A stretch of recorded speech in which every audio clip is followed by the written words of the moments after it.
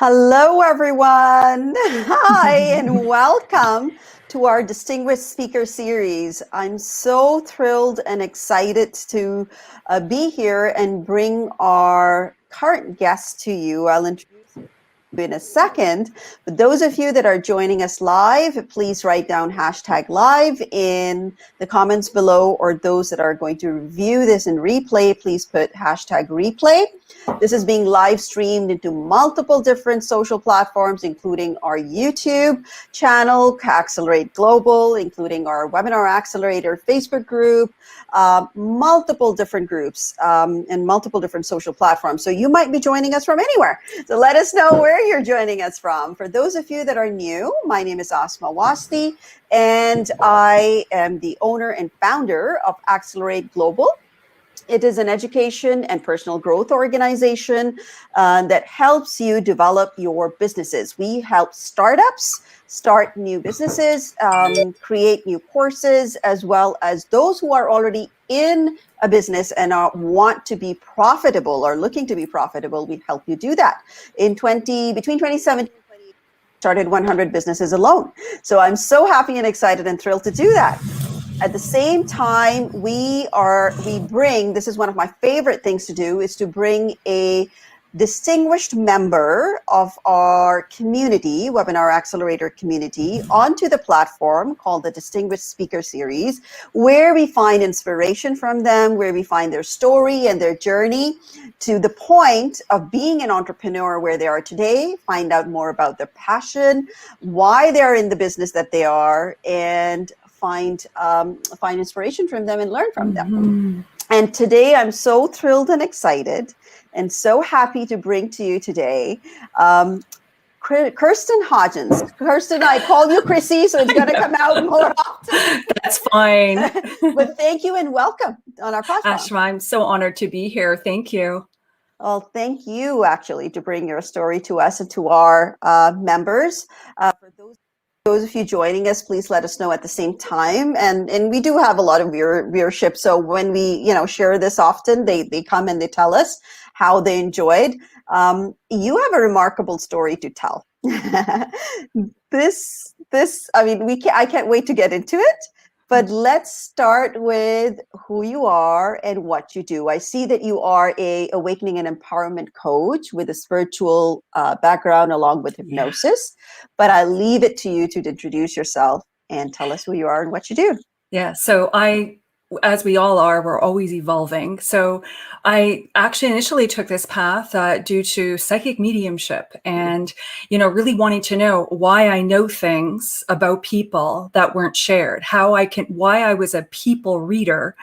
And I know that I'm going to be plugging my battery, and I just got the notification, but I am so super honored because my life led me here. The triggers. So just Asma, as you and I were talking, there's really no bad or good that is really to be judged from this plane in this physical reality. It's all leading us like a signpost towards unveiling who we truly are.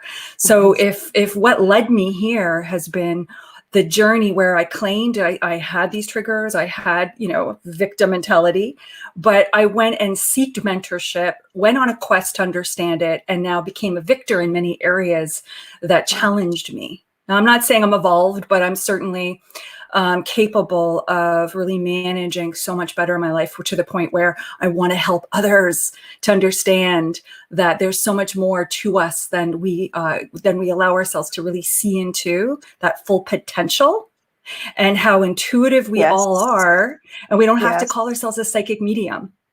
Oh my gosh, I would love to learn, and I'm sure our members would love to learn more about this.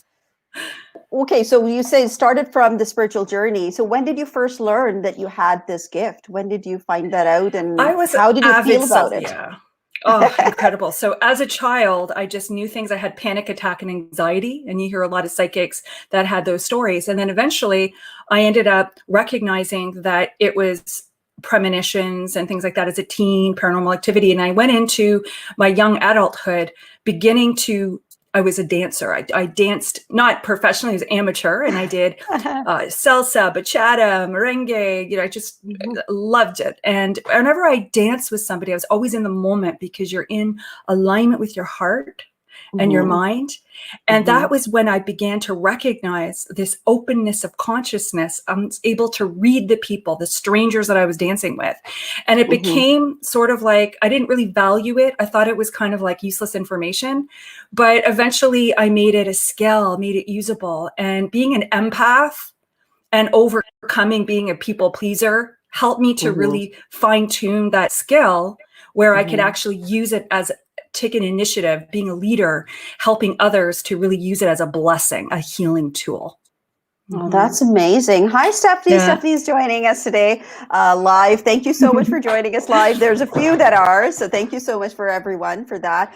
That's amazing. Yeah. Okay, so it resonates with me, Chrissy.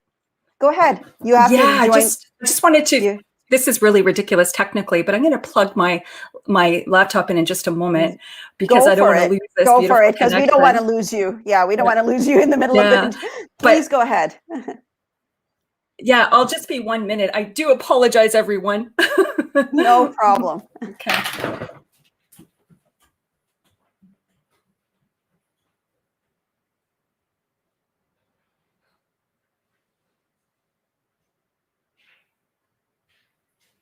And this is live video stream, guys. This happens. This is normal in today's day and age and live, because here we are, right? It's tech world. Everybody's operating from their own end at their own workplace or home space. And we use our computers daily. And this is what happens. That's normal.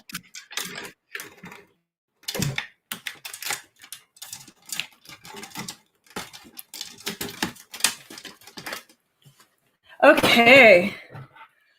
Ashma, awesome. My biggest apologies, but I'm here. No problem. I'm so happy you're here. I'm so happy that we are. And Stephanie says, yep, tech is a pain sometimes. I agree. This happens all the time with me. And sometimes I keep an eye on my battery and sometimes I don't. And that's normal. So thank you. So you said you started, so it resonates with me, and I'm sure it resonates with so many others. Because coming from the background that I now in hindsight that I was a people's pleaser. I'm not anymore. I found my own voice and understanding of who I am, and it's okay if it resonates with some people, and it's okay when it doesn't. But you were an empath as well. How old were you when you figured this out, and how did you develop this and hone this skill further? Okay, thank you. When I look back, it happened when I was very young, even before the age of 10, because I would absorb the anxiety, fear, and energies of other people who would come to the house. I had a heightened sense of awareness that also caused me to become more conscious of how they were feeling and thinking, and I ended up muting my own needs and emotions. So I was very much operating from a place of external validation, measuring how I could show up if I felt safe in terms of people in my environments, and I lost myself. So I was kind of like trying to mold, and as I developed, so young as like even before I could remember, I was like holding on to that information, but not having the maturity and understand the story. So I would have the energy of sadness, despair, and worry and anxiety, but I didn't have the maturity of mind to understand what it was about and how to be conscious of it and how to recognize it wasn't mine. I now teach people how to really know the blurred lines between what is ours and what is projected onto us. Because we live with layers and layers of all sorts of unconscious behaviors that we have trained ourselves neurologically to create a receiving mode from, how we take in information, how we communicate. It all stems from those habits that we created, how we grew up in our families, our thinking and our knee-jerk reactions. So I literally break it down with people, and we help them to create a new conscious awareness of how their other stream of intelligence is leading them. It's speaking to them. Yeah, there's the feelings that we get from people outside of us, the responsibilities and all the needs that are placed on us. And we have this mechanism, sometimes it's like we want to be approved of, that gets in the way of trusting our own needs Judgment and intuition. Also, yes, our own judgment, and why, and we should be. I love the fact that you call yourself awakening and empowerment. So you're so right. You're so on point that we sometimes, because we're kind of growing up, we, whatever habits we learn, whatever mechanisms, coping mechanisms we learn, that becomes our automated form of behavior. And we are so automated that we're not really living consciously, right? So the fact that we awaken to our own consciousness and understand what is ours, what is being projected on us by others, as you said, that is such a big empowering tool, isn't it? Absolutely. I love that. Yeah. And in order for us to really become conscious of those the unconscious mind, how it operates, my programs are all set up so that you consciously begin to nudge yourself. Mm-hmm. And as we begin to pay attention to the patterns and how we drain our energy, often people say, I don't have a time, or they have this internal dialogue that they're not even conscious of. Mm-hmm. And they actually can constrict their lives. Mm-hmm. If you take a person and you say, you have these dreams, you have these desires in your heart, but you know what you want, and you know how to get there. But why is it that you are incapable of taking commitment? And that's the work we do.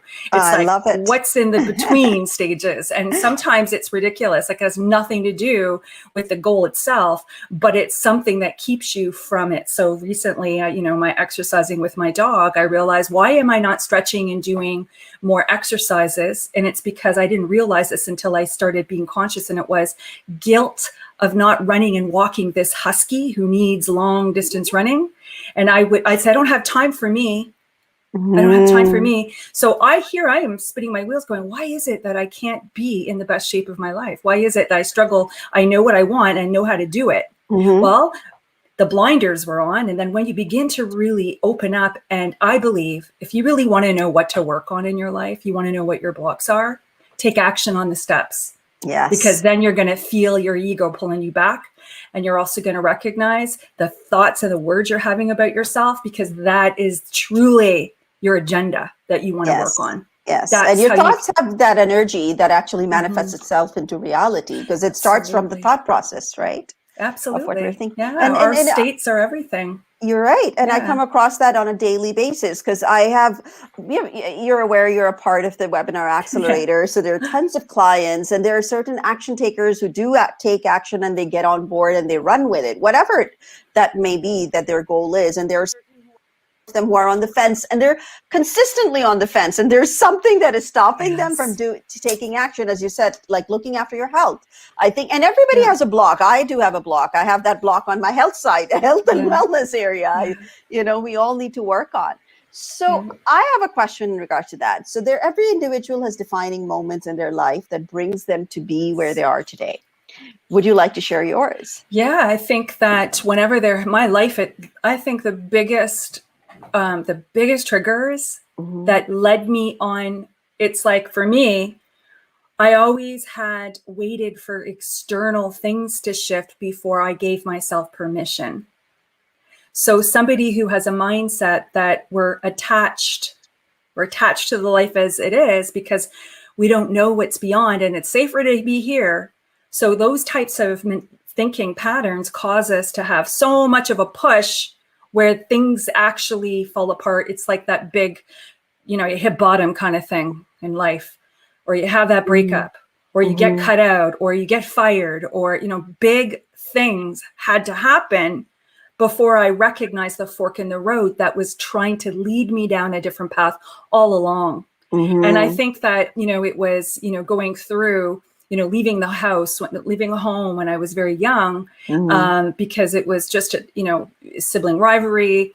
My parents divorced when I was very young. So it just... You were 16 when you left. That's a very young age. I can see I've got kids. I know exactly, like I have a child who's turning 15 soon. So I can't imagine them getting out on their own. No, I can't. But I think if you look back, and not to go into the details, but it actually got to a point where I did not know what was going to happen, but I knew that there was, it was a pull, a calling, that where I was no longer serving me. And I think I'm going to leave it at that. So when I moved, I have awesome memories. I was the girl who worked 3 jobs, but I had a car. I had worked hard. My parents were they're good people, kind, they work hard.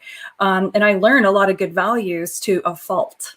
I don't need anybody's help. I'm Miss Independent because I went full swing. I think we have that pendulum in life when we go through these learning, healing curves. And I held on to that for some time.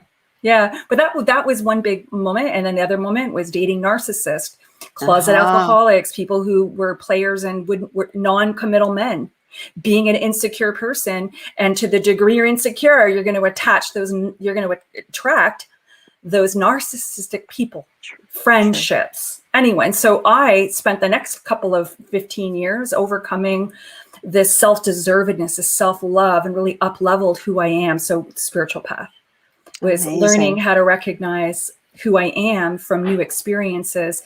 And I went and ended up opening up the door to claim my worth, speak up lovingly in relationships, have boundaries and my needs met.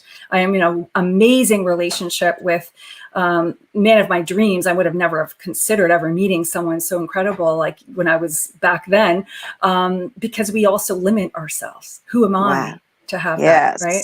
Yeah. Look, I could go on, but I'm so happy that you're talking to that, because our audience is really all entrepreneurs or people who are looking to be entrepreneurs, or usually, are in that area, and they are experts in their own fields, but we all have our own limiting beliefs, including me. I mean, everybody, and I know I had to overcome some of my limiting beliefs to be where I am today. I probably wouldn't have gotten the success that I have and my organization had I not worked on myself and gotten a coach to do so.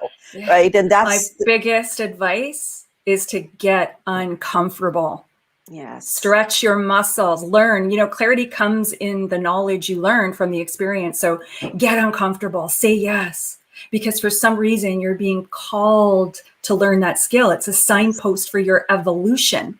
So just learn what fear is. Fear is not to throw the towel in and go back into the old paradigm of thinking you're worthless and you're listening to that old dare. It's becoming that version of yourself.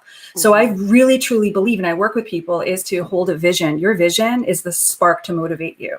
If your vision is only seeing what's happening in the current circumstances, then you're missing out on the power that's within you to create. And I feel like get uncomfortable is my message, because unless you get uncomfortable, oh my gosh, Ashma, I have never been so much more uncomfortable doing lead magnets and putting myself out there. But I actually learning how to manage as I am becoming, noticing where I'm feeling heavy and saying, this is so much work, and procrastinating. Yes. So notice that. How do we overcome that? How is that? Because sometimes it always, like I feel like yesterday, my goodness, because we are starting our 100 client challenge today. And yesterday I was literally dragging my feet, maybe because I had that hat on that it's a civic holiday in Canada. Why should I be working?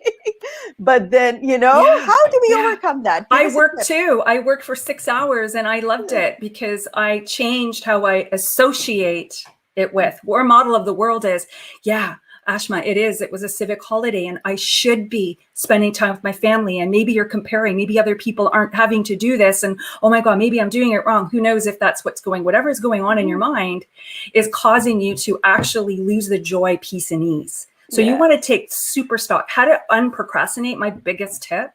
This is my assistant. I get chimes and bells. You probably hear them going off in the background. Everything is in my calendar. And I even check in a conscious nudge with where I am every hour on the hour. So I am aligned with my goals. Because being in a procrastinating mode is, if you are not aligned with that vision and what it's going to bring you, there's no spark to influence you. Influence is everything. So if you're not aligned with it, then you're a puppet on a string to all of these ups and downs of your day, and you're going to lose your power. You're going to say, I don't have control. And you're going to associate meaning with things. So I really enjoy, I used to hate folding laundry. I used to hate having to, now I'm like, I'm going to use these principles for everything I do. So folding laundry, I play salsa music because I love salsa music. And I bless the items. Oh, wow. It's Tell me more. law of circulate. Every task-oriented thing we do, we don't think of it as being, we think of it as mundane, and this is a job, so we procrastinate. Well, if you begin to take a look at it as being an important step towards the vision, if having clothes folded versus being thrown on the bed is not my vision, then I'm not going to worry about it. But if I'm that guy, then it's going to be a chore I have to do in order to have that vision, because I live with my husband. So anything we do, that could either be doing your taxes, meal prepping for the week, all of that. When you're doing it, do it in the moment without task-oriented thinking, where you're jumping ahead and thinking about all the things you should be doing because you scheduled this in and this is important. The second thing is allow yourself to really know, this is the spark of motivation, is that this is leading you towards that becoming and that vision that you have that longs in your heart, even in the folding of the laundry or the dishes or the taxes or business admin or lead magnets. It's all because of the greater vision. Visualize all of those people that are so blessed to be connected with you for the service you have to offer. Right. Bless the emails. Every time I send out an email, Ashma, I take a moment, I draft it. The posts I do for Me Laggett, I bless it. May it be in alignment with their will, God, in alignment with yours. And if I am to be of service, may I bless them with my service as if it's in alignment with you. I just say this, and I feel like I have joy in what I'm doing now, and I'm not feeling like it's a mundane chore. And procrastination, it's more of like, I've got this. What a great tip. What a great tip. So and coming from a place of love, whatever you're doing, because it shows, like, the fact that you're blessing it and you're looking to have it aligned with, if your service is aligned with serving whomever you're sending it out to, then and for the universe, I think that's coming from a place of love and service. So it's a service prayer. Borrow it, make it your own. Agreed. And bless it. Bless all of the things you have to do. Like, I get to send invoices out. I'm so blessed. I'm making this income. I agree. It's like Japanese guy, his name, like, he blesses the money every time he spends it and receives it, right? Because that money served the purpose that you had it. You kept it in your account or in your pocket, in your notebook for a certain time, and then you used it for a purpose, even if you bought a coffee with it, right? So it's to be flow. It's not to be stagnant and stuck. It's to expand consciously. It's money is energy. And so if we take a look at that in terms of, I don't look at my business as being, I do have goals and I do need a set amount in order to sustain myself, but that's one part of it. But I also look at it as the energy exchange, the value that I'm giving and the value that I'm getting to evolve. And I love this. That feels so much better than worrying about the dollar amount. And that's a byproduct. It will come. I mean, it will come. It will break the door down and it will come to you because you're doing what you were passionate about, what you love and what you care, and you're doing it from a place of heart and place of service. Right. That's going to, the outcome, and the byproduct is the revenue that comes with it. Of course, we have to put the right steps in there. It comes with a process. It's normal. That's the operations. But I'm so glad you said, so now you're an entrepreneur woman. You're actually running a flourishing business of awakening and empowerment and spiritual, that's part of hypnosis, is a part of it. So did you always think that you would run your own business? No. This is something, I was insecure. I stuttered. I had no social, I was very an introvert. I was very much, but I loved spiritual topics. And it came to time where I had tried to fit into certain groups, but they were fear-based. They didn't really resonate with my belief system. And I loved the idea of holding and facilitating a group. People came, 26 people came my first post. I opened up my home and they all looked to me for guidance. And that was an option I had. And I said, you know what? This is happening. I'm going to go with it. And I learned what people were seeking, and I learned to give what I got and honor where I was. And I overcame a lot of insecurities about being worthy and enough and the imposter syndrome. And it just evolved me to the point where I took, obviously I'm always a student, as we all are as teachers and leaders. We're always educating and opening up our mind to really grow along with the people who we attract. So how did you think that Yeah. this could be turned into a business? And then tell us a little bit about you coming Okay. into the webinar accelerator as well. Okay, so I was slow to go because I was learning things. I'm a psychic medium. So one of the biggest things that I love to do is connect and to give readings, but they were a lot of like, they need coaching. So I felt like a lot of divine guidance and the coaching through divine, and also with all the different courses that I took, my services evolved, which also led me to understand how best I could hear them. A lot of them weren't taking accountability. They just came to want to hear the message. And I said, you know, God, I don't want to just give a message. I want to change. I want to help to give them more of an impact in their life. True. And then I evolved my courses through other mentorship programs and the tools that I've added, and, you know, really, you know, putting myself in positions where, like 2 years ago, making that biggest leap, because I was at a point where I was, you know, struggling to, I thought my goal of doing that was going to be in retirement. I thought it was going to, I wasn't giving myself enough credit for what I had already and valuing my ability to be a full-time professional light worker. And so with a mentor, 2 mentors, and with my own accountability, within 2 months, I changed my life. You accepted and acknowledged who you were. Yeah, exactly. And not until retirement. I made those baby steps. And as soon as I did, it was like the universe and all of the opportunities unfolded, which happened right before COVID. And, you know, of course, COVID was not, you know, the pandemic, and, you know, my heart goes out to this time, but it was also a blessing when it came to being at home and getting out there globally. And then being where I am now in terms of having clarity, learning who it is I really want to support, which is the empath. It's the cookie cutter, not cookie cutter so much, but it's my journey. I want to help those people who feel stuck in a career and don't know their worth, stuck in relationships, unaware of their potential in their life. So having the clarity of who your ideal client is, who your dream client is, what your business will evolve and look like, and how to offer it and how to impart it. And that's, I think, brought you to that part of your journey came through the webinar accelerator as well. Absolutely, because now I'm doing these webinars, and I went from having literally like 40 different topics that I was throwing out there doing free. And I was having a business, but I wasn't really clear. And so having this support, it's really making me fine tune that it's making me structure something as a one package. It's really helping me to define who I am and how I help people. And I'm still developing it. But I've recently claimed that I really want to work with the empaths. I really want to help them to shine a light with their blocks and really live to their highest full potential and overcome playing small. And I know that's my new avenue. And how I attract them is through the groups and the webinars and things that I didn't really know how to do those steps before. And now I even have this skill set on reaching them directly through social media, which before I thought was like, that's intrusive. Yeah. That's salesy.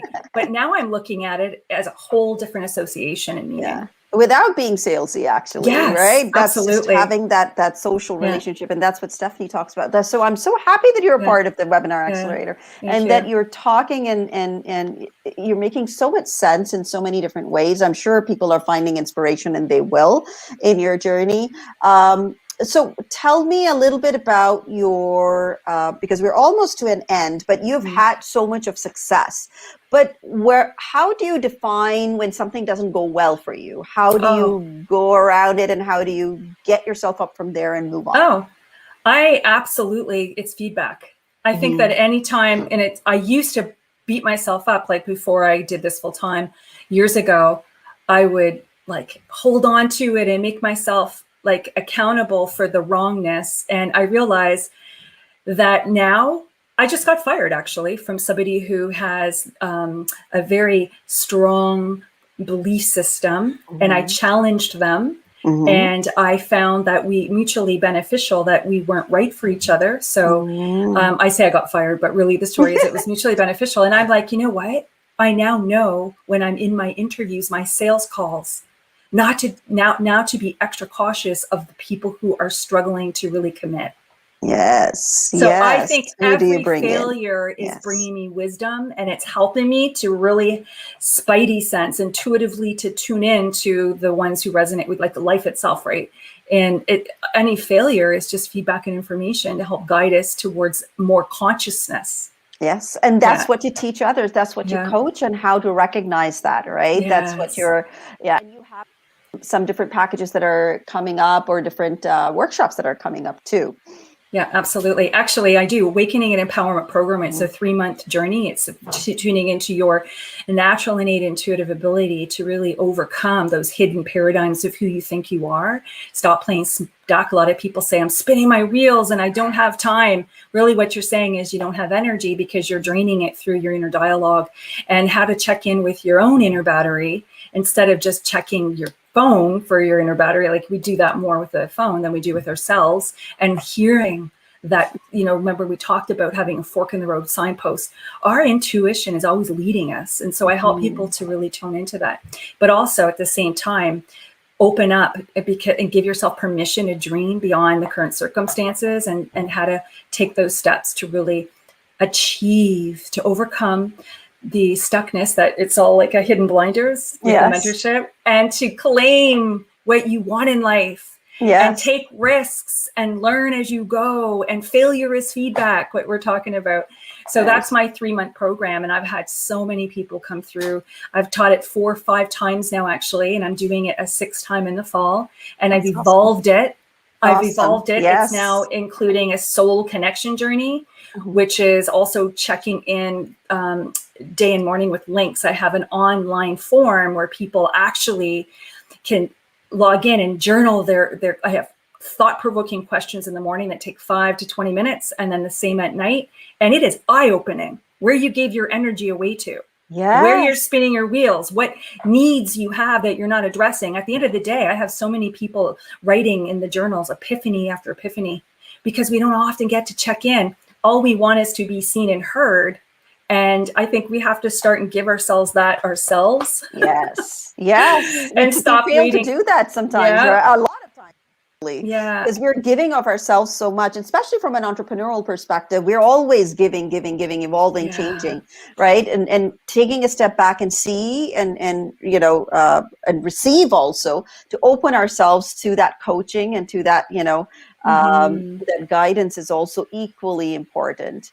I'm so happy that I got to speak with you today and got you to be on that Distinguished Speaker Series. Time goes by so fast. I was mesmerized. I know you have a lot to talk about. Maybe we can do this another day, a little bit longer, but today, thank you so much, Kirsten, to come onto our platform and share your wisdom with all of us. Those of you that are joined, I know some of us have joined later. Thank you so much for joining us live. If you have joined us live, say hashtag live down below. If you're going to watch us in replay, put hashtag replay. Put questions even while you're joining us through the YouTube channel, in our Facebook group. Put questions in there. If you have for Kirsten, Chrissy, and thank you, Stephanie. Thanks, Stephanie. Yes, and put it there and ask us, and I will get Chrissy to answer them for you for sure. She's always there, and we can definitely learn more from you. And we're going to come back again next week with another new Distinguished Speaker. So thank you again, Chrissy, and we'll see you guys again. My pleasure. Bye.